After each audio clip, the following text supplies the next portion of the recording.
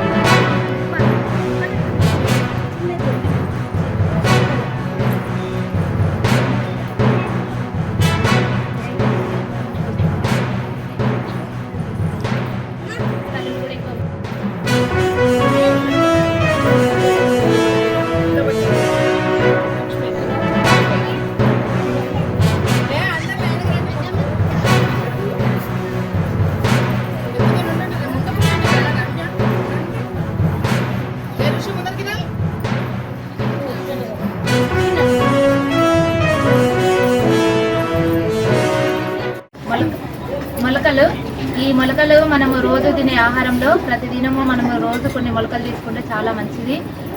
అంటే ఇప్పుడు మనం తినే ఆహారంలో ప్రోటీన్స్, విటమిన్స్ అన్నీ కూడా దీంట్లో ఉంటాయి. మనకి మొలకెత్తిన విత్తనాలు అంటే మామూలుగా నానబెట్టి తిన్నా ఏం కాదు, మొలకలు ఇంత పెద్దగా రాకుండా ఏం కాదు, కానీ 2 days తర్వాత తిన్నా ఏం కాదు.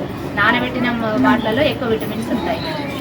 పప్పు దినుసులలో కూడా దీంట్లో కూడా ప్రోటీన్స్ మనం ఎక్కువ తీసుకుంటే దీంట్లో ప్రోటీన్స్ అంటే మనకు కావాల్సిన ఐరన్, ప్రోటీన్స్ ఏవైనా కూడా మనకు మినుములు, తర్వాత పెసర్లు ఇలాంటి వాటిలో చాలా ఉంటాయి అన్నట్టు. ఇలాంటి వాటిలో ఎక్కువ విటమిన్స్ ఉంటాయి కాబట్టి మనము ఈరోజు డెకరేషన్ పూర్వకంగా మనము దీన్ని క్యారెట్ కూడా మామూలుగా కడుక్కొని ఉట్టిగా తింటేనే చాలా మంచిది.